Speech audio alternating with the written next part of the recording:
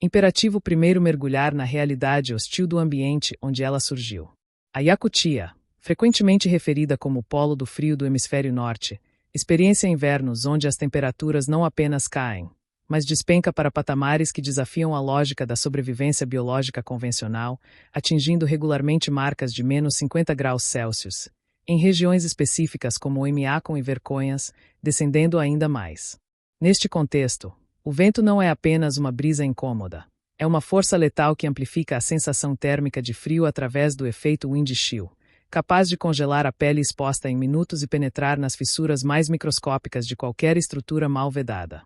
Diante dessa adversidade monumental, a resposta dos Yakut não foi tentar lutar contra o clima com barreiras superficiais, mas sim buscar refúgio nas entranhas da própria terra, criando abrigos que se fundem com a paisagem congelada.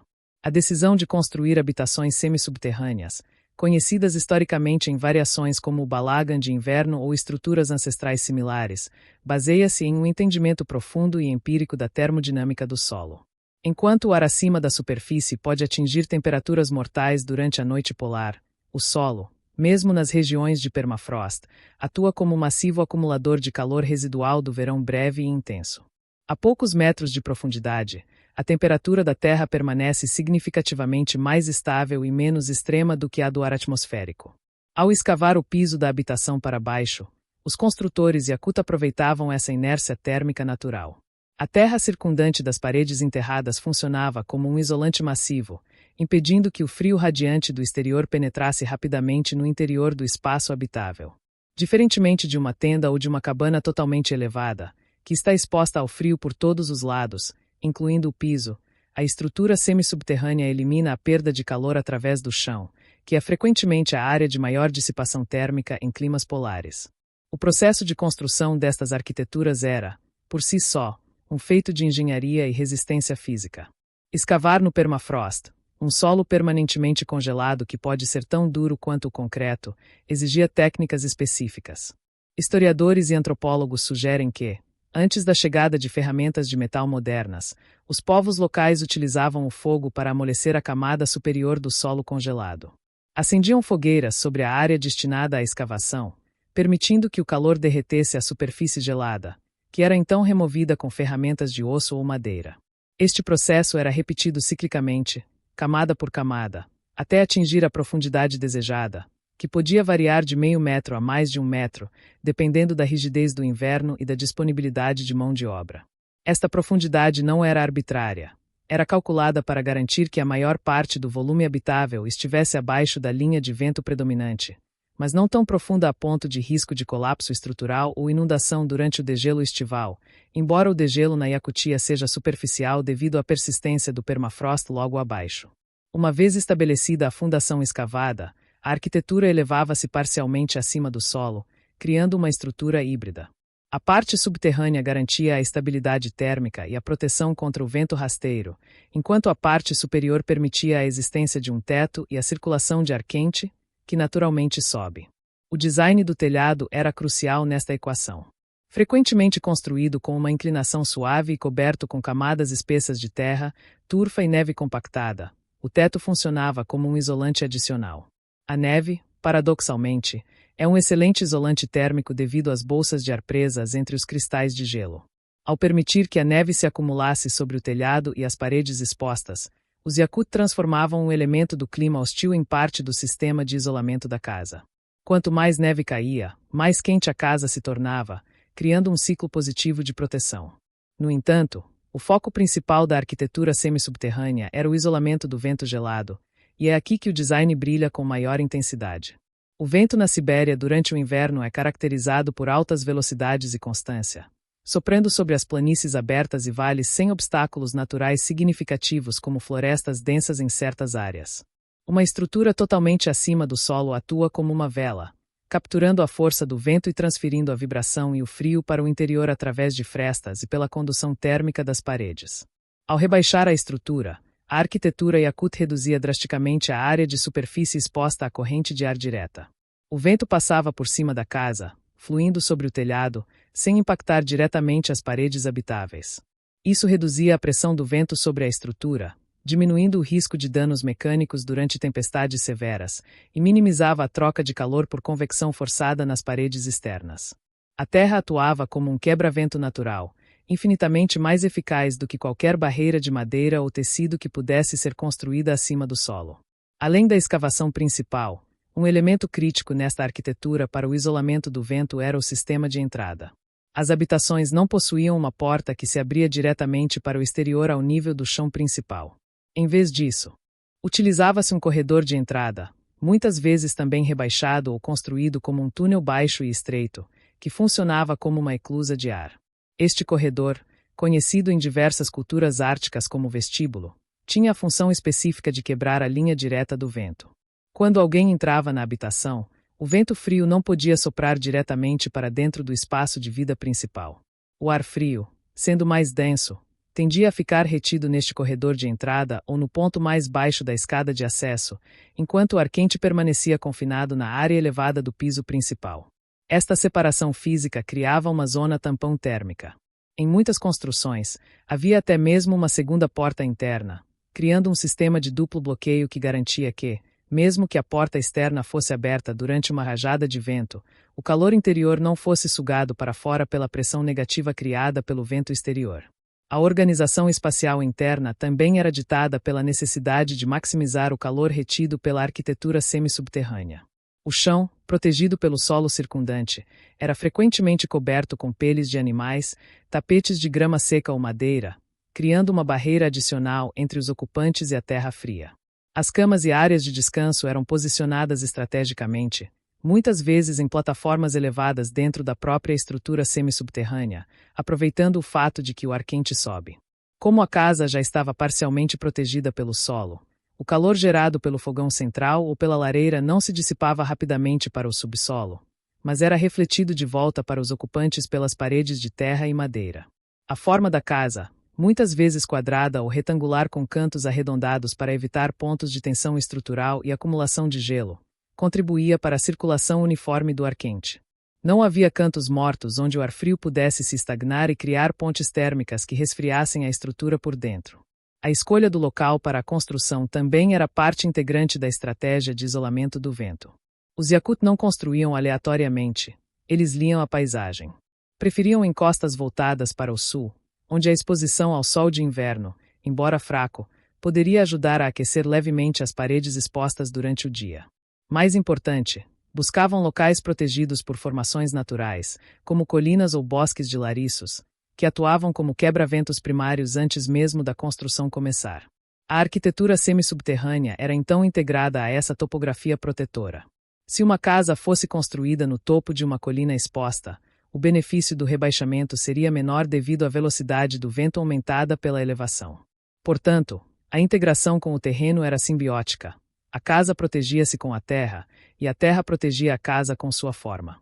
Essa sensibilidade ao local demonstra um conhecimento ecológico profundo, onde a construção não é uma imposição sobre a natureza, mas uma adaptação sutil às suas regras. Outro aspecto fundamental a considerar é a durabilidade e a manutenção desta arquitetura em face do vento gelado. O vento constante carrega partículas de gelo e neve que podem atuar como uma lixa sobre as estruturas expostas, degradando materiais orgânicos como a madeira e as peles. Ao enterrar parte da estrutura, os Yakut protegiam a base das paredes, que é a parte mais vulnerável à umidade e ao desgaste mecânico, contra essa erosão eólica. A madeira utilizada, predominantemente o lariço siberiano, é extremamente resistente à podridão e ao frio, mas mesmo ela se beneficia de estar parcialmente protegida pelo solo congelado, que a mantém em um estado de preservação quase permanente.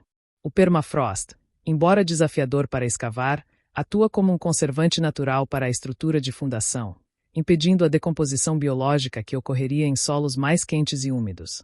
Isso significava que, uma vez construída, a arquitetura semi-subterrânea podia permanecer estável e funcional por muitos anos, resistindo a dezenas de ciclos de inverno brutal sem necessidade de reconstrução total, apenas manutenção sazonal das camadas de isolamento do telhado e vedação das frestas. A psicologia do habitante também é influenciada por esta arquitetura. Viver em um ambiente onde o vento uiva constantemente a menos 50 graus Celsius gera uma ansiedade constante de exposição. A sensação de vulnerabilidade é alta quando se está acima do solo, exposto à imensidão branca e hostil. A arquitetura semissubterrânea oferece um abraço protetor da terra. Estar abaixo do nível do solo cria uma sensação de enclave, de fortaleza. O vento pode rugir acima, mas dentro do abrigo, o silêncio é relativamente maior e a estabilidade da terra transmite segurança. Essa segurança psicológica é tão vital para a sobrevivência quanto o isolamento térmico físico. Um habitante que se sente seguro conserva energia, dorme melhor e mantém o moral alto, fatores cruciais para sobreviver a meses de escuridão e frio extremo. A casa não era apenas um abrigo físico. Era um útero terrestre que protegia a vida contra a esterilidade do inverno siberiano. É importante também contrastar essa abordagem com outras formas de habitação ártica para entender sua singularidade. Os Inuit, por exemplo, utilizavam iglus de neve, que dependem inteiramente do material de construção para o isolamento, sendo estruturas totalmente acima do solo, embora também aproveitem o ar frio mais denso em áreas rebaixadas internas.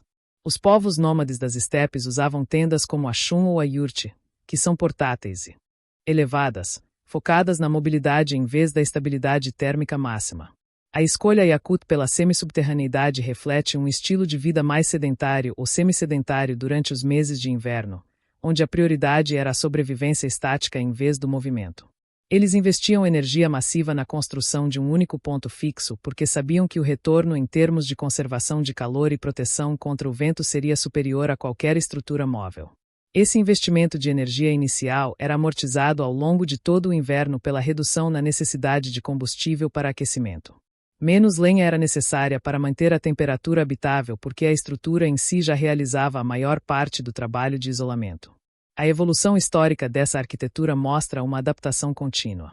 Com o contato com outras culturas e a introdução de novas ferramentas, as técnicas de escavação e construção refinaram-se, mas o princípio fundamental permaneceu. Mesmo com a chegada de materiais modernos como vidro e metal, a lógica de proteger-se do vento através do rebaixamento do solo persiste em algumas construções rurais na região. A memória cultural da eficácia do abrigo semissubterrâneo está gravada na identidade Yakut. Eles entendem que, contra a força bruta do inverno siberiano, a humildade de se esconder na terra é mais eficaz do que a arrogância de construir torres altas. O vento pode derrubar árvores e destruir telhados expostos, mas não pode facilmente deslocar a terra que envolve a casa. Essa resiliência passiva é a chave da sobrevivência milenar na região. Em suma, a arquitetura semissubterrânea dos Yakut não foi uma escolha estética, mas uma necessidade imperativa de sobrevivência calculada com precisão matemática empírica. Cada aspecto, desde a profundidade da escavação até a orientação da entrada, foi otimizado para neutralizar a ameaça do vento gelado e do frio radiante. Ao transformar o solo de um obstáculo congelado em um aliado térmico, eles criaram um microclima habitável dentro do ambiente mais inóspito do planeta. A terra fornecia a massa térmica, a neve fornecia o isolamento adicional e a estrutura de madeira fornecia o esqueleto, mas era a integração semissubterrânea que unia todos esses elementos em um sistema coerente de defesa climática. Este legado arquitetônico permanece como um testemunho da ingenuidade humana, provando que mesmo nas condições mais extremas, a adaptação inteligente ao ambiente permite não apenas a sobrevivência, mas a flourishing de uma cultura rica e complexa. O vento pode congelar o ar, mas não pode congelar o abrigo que se esconde visele no colo da terra gelada. A lição deixada por esses abrigos é que, às vezes, para resistir à força da natureza, é preciso integrar-se a ela, usando seu próprio peso e estabilidade como escudo contra sua fúria. Utilização de troncos grossos e musgo como vedação térmica à sobrevivência nas vastas e implacáveis planícies da Yakutia, onde o termômetro desce consistentemente para marcas inferiores a menos 50 graus Celsius, não dependia apenas da localização estratégica do abrigo ou de sua profundidade no solo, mas fundamentalmente da qualidade e da aplicação dos materiais de construção utilizados para erguer as paredes que separavam a vida da morte. A utilização de troncos grossos de madeira resistente, combinada com uma vedação meticulosa feita de musgo natural, constitui um dos sistemas de isolamento térmico mais eficazes e engenhosos desenvolvidos por culturas indígenas em regiões polares. Esta escolha de materiais não foi acidental, mas o resultado de séculos de observação empírica, testes e refinamento técnico, onde cada elemento da floresta taiga foi avaliado quanto à sua capacidade de resistir à fragmentação pelo frio extremo e de reter o calor vital gerado no interior da habitação. Para compreender a eficácia deste sistema, É necessário dissecar não apenas a física dos materiais, mas também a logística de sua obtenção, preparação e montagem, que formavam um ciclo integrado de conhecimento ecológico e engenharia prática. O componente primário da estrutura vertical era a madeira, especificamente proveniente de árvores adaptadas ao clima subártico, sendo o lariço siberiano, Larix siberica, a espécie preferencial e mais valorizada pelos construtores Yakut. Diferente de outras coníferas que podem se tornar quebradiças e frágeis sob temperaturas extremas, o lariço possui uma densidade excepcionalmente alta e uma concentração de resina natural que atua como um conservante poderoso. Esta resina, impregnada nas fibras da madeira, não apenas protege o tronco contra a podridão e o ataque de insetos, mas também confere uma certa flexibilidade estrutural que impede que a madeira estale ou se parta violentamente quando exposta à contração térmica severa do inverno. Em temperaturas de menos 50 graus, a maioria das madeiras comuns tornaria-se tão frágil quanto o vidro, incapaz de suportar cargas estruturais ou mesmo o impacto de uma ferramenta. O lariço, no entanto, mantém sua integridade estrutural, permitindo que as paredes da habitação suportem o peso do telhado coberto de neve e a pressão lateral do solo circundante, especialmente nas seções semissubterrâneas discutidas no tópico anterior. A seleção dos troncos era um processo rigoroso que começava muito antes do início da construção. Os construtores Yakut não derrubavam árvores aleatoriamente. Eles buscavam espécimes que tivessem crescido em condições específicas que garantissem a máxima densidade da madeira. Árvores que cresciam em encostas ventosas ou em solos mais pobres tendiam a ter anéis de crescimento mais estreitos e compactos, resultando em uma madeira mais dura e com melhor desempenho térmico. O momento do abate também era crucial. A madeira era preferencialmente cortada durante o inverno, quando a seiva da árvore estava em seu nível mais baixo. Cortar no verão resultaria em troncos com alta umidade interna, que, ao secarem dentro da estrutura da casa, encolheriam significativamente, criando fendas enormes nas paredes por onde o frio penetraria implacavelmente. Ao harvested no inverno, a madeira já estava naturalmente seca e estabilizada, minimizando a contração posterior e garantindo que as juntas entre os troncos permanecessem apertadas ao longo dos anos. Após o abate, os troncos passavam por um processo de preparação cuidadoso. Eles eram descascados ainda no local de corte, removendo a casca externa que poderia reter umidade e apodrecer. Em seguida, eram frequentemente aplainados ou quadrados manualmente usando machados especializados. A técnica de encaixe dos troncos era vital para a vedação térmica. Os construtores utilizavam sistemas de entalhe nas extremidades dos troncos, muitas vezes conhecidos como encaixes em cauda de andorinha ou variações locais que travavam os cantos da estrutura sem a necessidade de pregos de metal, que poderiam enferrujar ou conduzir frio. A precisão desses entalhes determinava a estanqueidade dos cantos da casa, que são pontos críticos de perda de calor. Um entalhe mal feito criaria uma ponte térmica direta entre o interior e o exterior, permitindo que o gelo se formasse nos cantos internos e comprometesse a integridade da parede. A habilidade do mestre construtor era medida pela capacidade de fazer os troncos se encaixarem tão perfeitamente que uma lâmina de faca mal conseguisse passar entre eles. No entanto, mesmo com troncos perfeitamente ajustados, a natureza irregular da madeira significa que sempre haveriam pequenas fissuras e espaços entre as camadas horizontais de troncos. É aqui que entra o segundo componente crucial deste sistema de isolamento, o musgo. O uso de musgo como vedação térmica, ou calafetação, é uma prática antiga em muitas culturas nórdicas e siberianas, mas os Yakut levaram essa técnica a um nível de sofisticação extraordinário. O musgo utilizado não era qualquer vegetação rasteira. Era predominantemente o musgo de esfagno, sagnum, colhido em pântanos e áreas úmidas da taiga durante o verão e o início do outono. O esfagno possui propriedades físicas únicas que o tornam o isolante ideal para este contexto. Sua estrutura celular é composta por uma rede de células mortas capazes de reter grandes quantidades de ar e água. É precisamente o ar retido dentro da estrutura fibrosa do musgo seco que fornece o poder isolante. O ar é um dos melhores isolantes térmicos conhecidos, e o musgo atua como uma matriz que prende milhões de microbolsas de ar estático entre os troncos de madeira. O processo de colheita e preparação do musgo era tão importante quanto o da madeira. O musgo era coletado em dias secos para garantir que não viesse saturado de água da chuva, o que poderia levar ao congelamento e expansão dentro das paredes. Após a coleta, o musgo era espalhado para secar ao sol e ao vento, reduzindo seu teor de umidade para um nível ideal. Se o musgo estivesse muito úmido ao ser instalado, A umidade congelaria no inverno, expandiria e empurraria os troncos para fora de lugar, quebrando a vedação. Se estivesse seco demais, poderia se tornar pó e não selar eficazmente. O ponto ideal era um musgo que mantivesse uma leve elasticidade e capacidade de compressão. Uma vez seco e limpo de detritos como galhos ou terra, o musgo era armazenado em fardos até o momento da construção. Durante a montagem da casa, camadas espessas de musgo eram colocadas sobre cada tronco antes que o próximo tronco fosse assentado por cima. A aplicação do musgo entre os troncos não era um simples preenchimento de espaços. Era uma técnica de engenharia de compressão.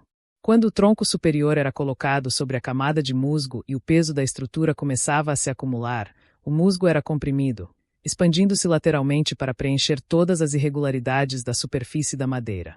Isso criava um selo hermético que impedia a passagem de ar. Diferente de materiais rígidos como argamassa ou cimento, que rachariam com a expansão e contração da madeira devido às mudanças de temperatura, o musgo é flexível.